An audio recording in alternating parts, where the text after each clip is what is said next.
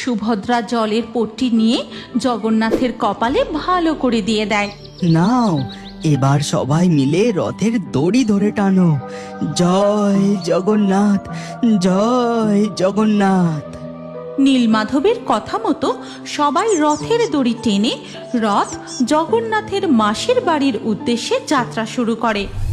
আহ, কি মিষ্টি সুস্বাদু কাঁঠাল! আজ আমার পেট আর মন দুটোই ভরে গেছে। উফ, কিন্তু কি গরমটাই না পড়েছে। বাবারে বাবা, আমার তো খুব গরম করছে। এই গ্রীষ্মের প্রখর রোদের তাপে এই জঙ্গল ও জঙ্গল ঘুরে ঘুরে বেড়ালে গরম তো করবেই। যোগু, এবার তুই মহলে ফিরে চল, এক্ষুনি আমাদের কেউ দেখে ফেলবে।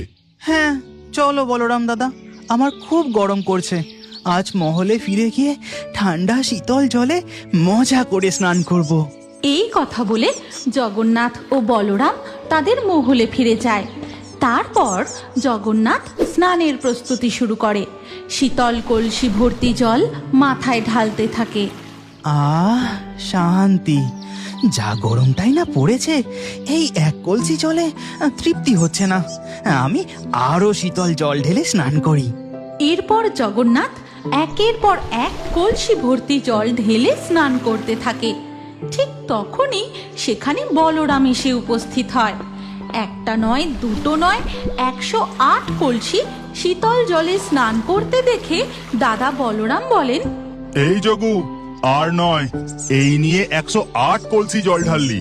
এবার ওঠ, এমনিতেই তোর যা ঠান্ডা লাগার ধাত, এরপর জ্বরে পড়লে কিন্তু আমি তোকে দেবী লক্ষ্মীর হাত থেকে রক্ষা করতে পারবো না। আহ দাদা, বকছো কেন? মর্তের বাতাসে কি গরম! আমার তো শীতল জলে স্নান করতে দারুণ লাগছে। আমি আর একটু স্নান করি না। এমন সময় সেখানে সুভদ্রা এসে উপস্থিত হয়।